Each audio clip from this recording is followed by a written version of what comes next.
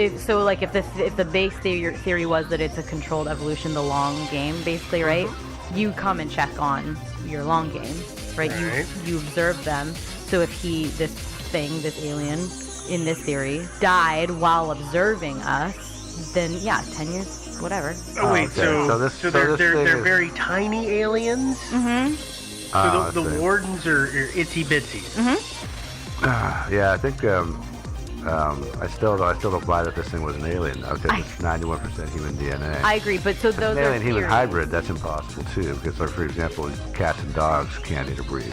That's true. And so we'd be a little further apart. Humans and bananas cannot interbreed. Yeah, that's true. Right. Yeah. No, I mean, I think that's a valid, interesting point. The other thing I guess we should probably bring up at this very moment in time is that it's not that we only share 91% of the DNA. It's that it was like 8 or 9% of the DNA was unable to be read from the samples that they got from Ada. Which doesn't.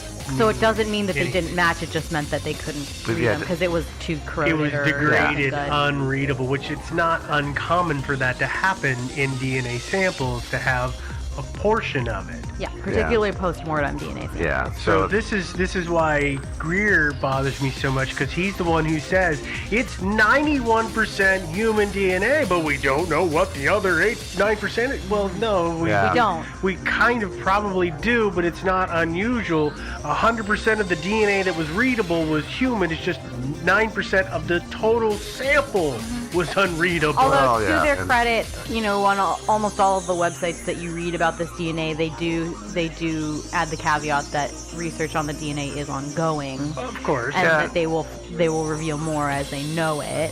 Which at least that better DNA out of them. It's possible. And also this is one of the reasons that because they used to think it was kind of old, and now they're taking no more than 2 decades, just because the DNA is degraded somewhat, but if it were, there's still viable DNA. Exactly. If it was a lot older, then there'd be a lot less DNA to read. Yeah. So next is the theory that it's human. And this is, again, typical Devin style. We've got a couple different bullet points here. Yes, we do. So let's start with human, shrunken. Oh, Ripley? Yeah. We come back to Ripley here. Ripley was he was a very honest showman. He liked to kind of discount these, like, weird sideshow things that he found a lot. He was very famous for it. Like, he would go around and find these, it was a mermaid man skeleton and display it, but say, this is the part that's the monkey skeleton and this is the part that's the fish skeleton. It's not real, but it's interesting nonetheless, right? And so he was one of the first people, despite his which is why he's saying believe it or not. Heads. You can believe it if you want or not. Or not, and here's the reason to, like, not. Yeah, I remember, I remember watching that show, and he did that all the time. We watched it, too. And he goes, believe it or not. Yeah. Yeah. Then wasn't the guy from Star Trek on it at one point when they tried to resurrect it? That was the one I watched. Which one are you talking about? The guy who played Will Riker? Oh, yeah. In Star Trek Next Generation? Wasn't he the host for it? No, I have to look it up. Do you care enough for me to look it up? No. Yeah, Jack Palance was the host for a while, too. Remember that? That was the old one. Yeah, he'd always at the end of it, or not, because he had that weird voice. Yeah. So, Shrunken Heads, just briefly, if you guys don't know how they're made, I mean, I think everybody in this room knows how they're made, but it's possible. What you do is you run them through the dryer, and you leave them in too long. And then you get it wet, you put it back in. It's like wool socks. Yeah, it's perfect, Less itchy, though, a little bit. Yeah. So Shrunken Heads, the way they do it is they cut a hole in the back of the skull, or back of the head. The scalp. The scalp, thank you. They pull all the bones out. They put little red berries where the eyes should be and sew them shut. And then they put a wood ball. They sew all the orifices closed. Yeah. So your nostrils, your eyes, your mouth. All the of mouth that. is held in place by 3 palm fronds. Apparently that's the traditional thing. Who came up with this idea? Anyway? I don't know. I still think they're interesting, but then the skin is put around a ball and then pulled tight. After it's boiled. Yeah, after it's boiled. You gotta boil it to shrink it. Yeah, and then it's put like there, and so it looks like it's on a skull, and so that's how that happens. So Ripley said that his attaboy was just a whole body shrunken thing. Which I guess I kind of believe because it doesn't really look like there are any bones in there. It just kind of looks like it's leathery skin. Yeah, that's the impression. I mean, there does appear to be possible protrusions But that that's could not- be bones, but they could be Pieces of sticks. wood. Yeah, absolutely. But that's in stark contrast to what Ada actually looks like. Right. And so as we in this room, I think, can all agree that Ada, I'm sorry, is not a shrunken something because it's mostly bones and internal organs. There's not skin. And a thin coating There's shell not. that's holding it together. Yeah, which I don't really know what is holding it together. It's a skin. little weird. It's a very, very thin, leathery layer of skin. I suppose the sinews and stuff, the tendons are probably still present, right? On the skeleton? Yeah. It kind of just looks like bone. But it is. But there's like a very thin what was layer. a fleshy membrane at one time surrounding everything, and what is dry and desiccated now. That's what's holding it together. Right. Yeah. It's like cat gut almost. Like what? Cat gut. You know the stuff that you can sew with. Haven't you heard of cat gut? That's what they used to use for surgery to stitch people up. I'm not making this up. You're looking at me think it like might I'm be. nuts. Yeah. No, what, Joe? Do you remember what cat gut is made from? Cat gut. It's made from. It's intestines of animals like cows or sheep. Ew! And but it's very tough and it's very stringy. But you used it to close wounds? Well, they originally did. Oh! They haven't been doing that for a while. Well, No, people make. Yeah, I know that. People make jewelry and stuff out of it. Ew. Yeah. No, it's very tough stuff, but that's why it reminds me of cat gut because it's very, very tough, but it's an organic material. Okay, that's fair. I guess. Creep factor 17 for Devin. Thank you. Yeah. Okay, so, but I think we can all agree it's not. Ada's got bones. Yeah. Yeah. Actually, not a it's shrunken mostly body. bones, so it's not a shrunken body. Right. Can't be. But still kind of interesting, nonetheless. Oh, Okay. Next up is human, premature. Prematurely born baby. Prematurely born baby. Normal human Totally normal human baby.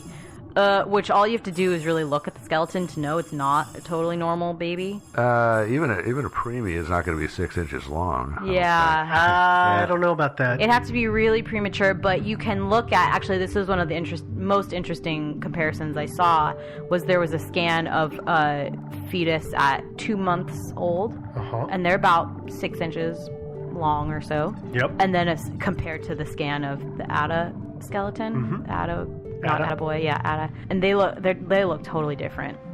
So I mean, there's a thing. I mean, part of it is ribs, part of it is head shape, part of it is just typical bones. So the thing is that the research that I've seen said that this was, if it was a human fetus, it was 12 to 16 weeks. Okay. Which is the first trimester. Yep. The end of the first trimester, beginning of the second trimester. Yep. And the typical fetus at that time, there's always this thing on the internet, what size is my baby? And it's about the size of an apple at that point. But a lot of things have formed at that point. So all of the bones will have formed. The the head is going to have formed. Though, and this is why I bring this up, the bones of your skull, of your cranium, those are still not connected because your brain hasn't grown in yet. And they've got to stay loose to allow that to happen. So if this is a premature child, that would explain why the head is misshapen, because they would have collapsed on each other and set into this kind of pointy shape instead of what was a round shape. If you follow that line of thinking. Yeah. The other thing is, plus it's also soft. I mean, your skull when you're a kid like that, it's very, very soft material. And the other thing that I will bring up is that you had spent a good amount of time talking about the kneecaps. Okay, kneecaps are present at that time, but they're cartilage, like we said. Cartilage is something that hardens. When it's outside of the body, it'll harden in the right environment. I mean, it's like if you find a mummy that's been in this desert, the nose will probably be there because it's mummified. Yeah, there's not a nose, but you know what, your nose is cartilage. Yeah. And so what I've looked at this as is that what was the infant placeholder cartilage kneecaps is just the stuff that it hardened. Oh. It actually set in place, so it looks like bone. What about the tooth? The tooth I can't explain. Okay. Yeah. I don't know why the hell there's a tooth there, but I Yeah. can explain the cranium being misshapen. Okay. And I can explain the kneecaps, which is why I still feel that this is very much premature birth. Yeah. Well, Which is why it would have such a ceremonial burial. I feel differently about it, but we'll talk about it in a minute because I Okay. know Joe wants to say some things. Well, I'll say something. Yeah. Yeah. Yeah, I guess, or whatever. Fine. I was reading the blog of this guy named Paolo Viscardi, who works at the Grant Museum of Zoology in University College London. Okay. He has a fairly lengthy posting on it with a lot of big, long, huge comment threads from a lot of scientific types. And I don't know if you read that one or not. Yeah, and so he says that it looks to him just fetus. He says he's seen other ones, mummified ones, in museums and various collections of 14 to 16 weeks, he estimates. As far as the shape of the skull, partly what you were saying might have something to do with it. He thinks it might also. He thinks it was aborted, and he thinks that perhaps during a procedure, the head was sort of pulled damaged and that might also explain the odd shape. He also said that as far as some of the misreadings of the age of the thing, they found greater calcification in the bones than you would expect in a fetus. Right. But he said that that's actually an artifact of the mummification process. He says he's seen it in other mummies when they try to he actually wrote a long paper on the whole thing. I've seen something about the fact that when they try to x-ray them and do all these certain scans, those young bones look like they should be much older just because of the process that's involved in the scan. Yeah, exactly. And you can't read into that too heavily. Yeah, so as far as it being like 6 to 8 years old or a year old or anything, and also he said he looked at the CAT scans and everything. He says he saw no evidence of teeth whatsoever. He says that there's a piece of exposed mandible that looks like a tooth, looks suspiciously like a tooth. But he said that again, I haven't seen these CAT scans that he's talking about, but he says, and he sounds like he's pretty objective and pretty smart, pretty knowledgeable guy. He says there's no teeth. So he's on board with it's just a premature or more likely an aborted fetus. Yeah. Well, and there's a lot of social conditions in that country that would explain potentially why that would happen. Because unwed sex is not okay. And abortion's kind of hard to get. Right. So it's illegal. If you're with somebody and something happens, you got to take care of it. Yeah. What? This is one of the sad things. It'd be nice to find the quote unquote token collector, or whatever that goes, and find out precisely what grave. Because if it was found in a graveyard, I'd like to know what grave he found it in. Because that would be kind of interesting. Because imagine somebody going back to this village where they have family buried. Yeah. And sort of digging up a few inches of dirt and burying it there. It would be you might be able to actually find out who the mother of the Atacama skeleton is. Yeah, that's a premature birth. That's theory. it for the premature. Yeah, I think we pretty well we walked through that entire thing. Yeah. And so more than you wanted. Yeah, a little bit. Yeah. And then the last kind of theory here is that that it was a human being that was born, likely, but with a genetic disorder. And that just grew to 6 inches tall.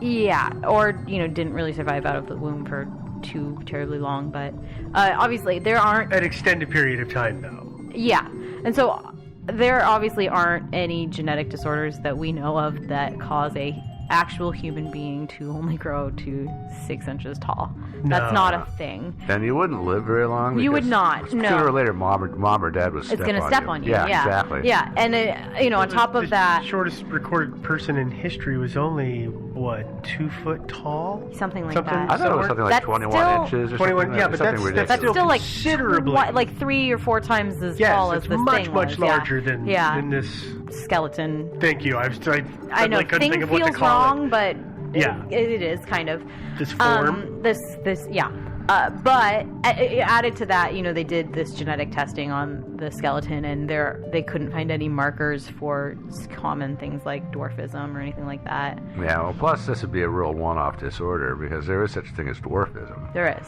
But now, how many 6-inch tall human beings have we produced so far? None. None, yeah. Yeah. That we know of. Well, That's true. Maybe they're hiding. They might be hiding right here in All my in house. the desert. Yeah. They're so little, you don't know, yeah. That's why you keep hearing those weird banging noises in your pipes. But there is a theory out there that it's kind of a dual theory, I guess. It's a combination of a genetic disorder and a premature birth or aborted birth situation. Because a lot of women who are pregnant with babies who have progeria often have miscarriages with these babies. And progeria is something that I guess I knew about because I listened to Antwood. You guys know them? No. No. It's okay. I wouldn't expect you to. It's like Ow! it doesn't matter. Because we're so old, I guess. Yeah. Anyways, there was a guy by the name of Leon Botha who collaborated with them. He was a DJ. What is a band? They're a group. Or a group? Yeah, out of South Africa.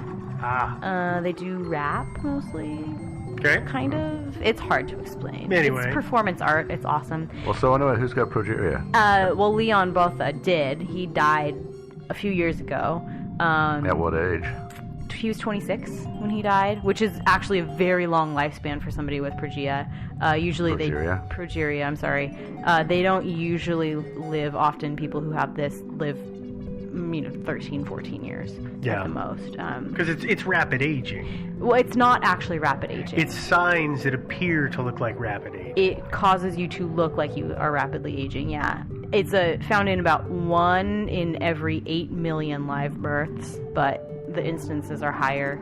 But I didn't write down the number, I'm sorry, of stillborn or premature births. Okay. The defining features of somebody with this disorder are, I'm just going to quote here, limited growth, full body alopecia, so hair loss, and a distinctive appearance that includes a small face with a shallow recessed jaw and a very pinched nose.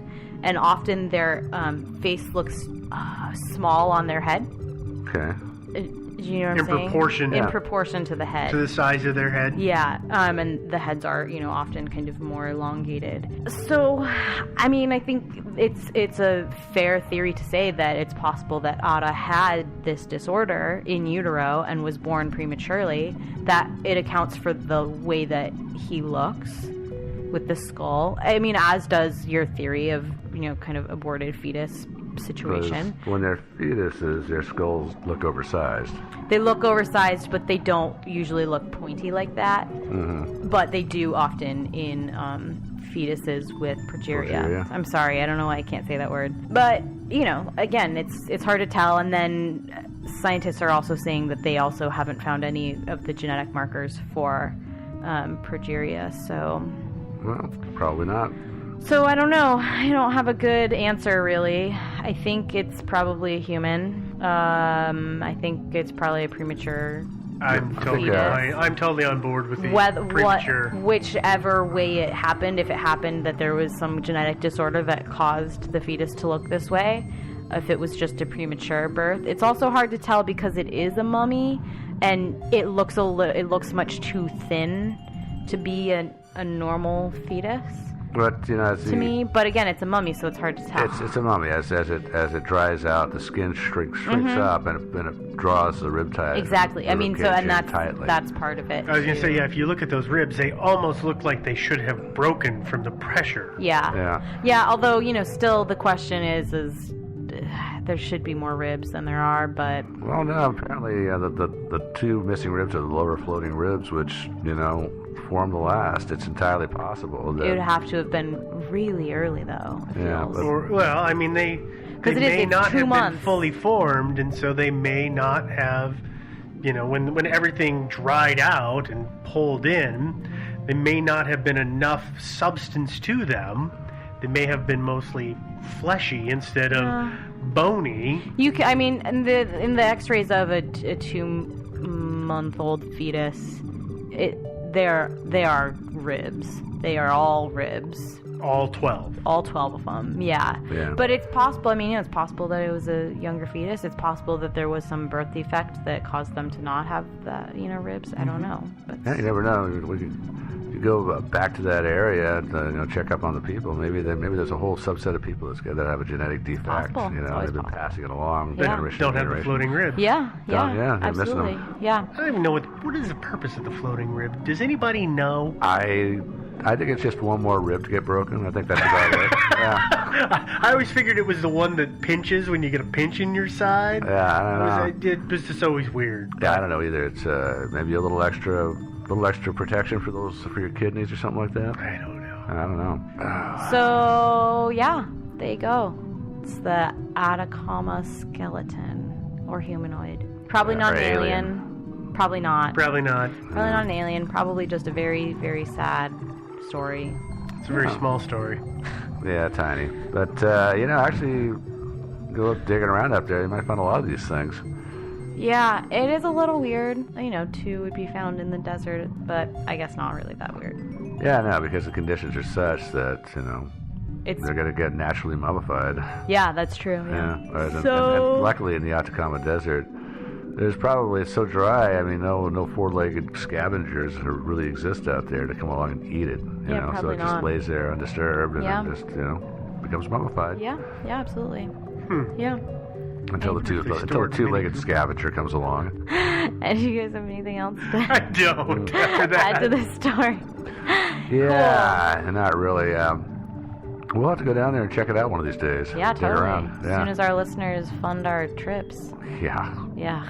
Yeah. Thanks, guys. Just in advance. kidding. I'm just kidding, everyone. I'm just kidding. If you want to see some of our research, if you want to leave a comment on this show, if you want to find merch or links to donate, all of that information, as well as links to download the episode, are on our website. That website is thinkingsidewayspodcast.com. You can find us on social media. We're on Facebook. We're on Twitter. We're on Reddit. Yep. We've got a subreddit. We're Thinking Sideways on Twitter, and then we've got a group and a page. If you're looking for discussion, join the group on Facebook. Don't like the page and start posting on the wall because nobody's going to find you there. Sorry. Nobody looks at that. I'm sorry. You're probably listening to us on iTunes. If you are, leave a comment and a rating. That's how other people find us. Mm-hmm. If you're streaming us, I don't know how streaming things work. Can you leave comments and ratings there? I think you might be able to. Depends on the provider. Rate us. If you are listening to us in a place where you can rate us, do so. That'd be please. nice. There we go. Rate us highly, too. Highly, Good. yeah, absolutely. We like that better. If you have feedback, if you want to chat, if you have suggestions, If we've morally offended you by mispronouncing a word, which we probably have, We yeah. get that a lot, I actually. did. Sure do, yeah. by concatenating it. You mean co-cantonate? Yes. Yeah. Yeah. You can send us an email. That email address is thinkingsidewayspodcast@gmail.com. And last but not least, if you would like to donate to the show, we have a few ways to do that. You can either just send us a one-time donation via PayPal, or you can become a sustaining donator, a patron, if you will, on Patreon, and that is patreon.com/thinkingsideways. No pressure, but we really appreciate it when people are able to do that for us. Yep. So thanks. Yeah, nice. And thanks to all the many people who have kicked in. We really appreciate it. Seriously, thanks. Yeah. All of that having been said, I think that I'm just going to get out of here real quick. Yeah. And I think I'm going to Works go for me. get out of here, too. Yeah. Sweet. Bye, guys. All right, Hey, toodaloo. everyone.